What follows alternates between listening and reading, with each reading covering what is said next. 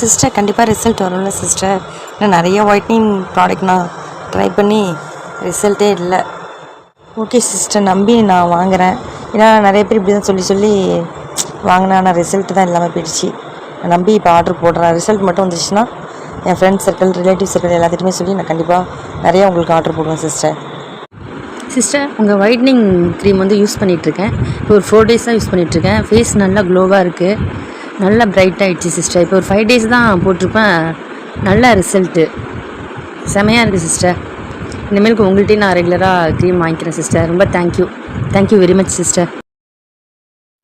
இப்போ whitening cream வந்து 5 days use பண்ணதுக்கே நல்ல ரிசல்ட் வந்துடுச்சு சிஸ்டர். நல்லா க்ளோவாக பிரைட்டாக இருக்குது. இன்னும் ஃபுல்லாக நான் யூஸ் பண்ணேன்னா இன்னும் நல்ல ரிசல்ட்டு வரும்னு நினைக்கிறேன்.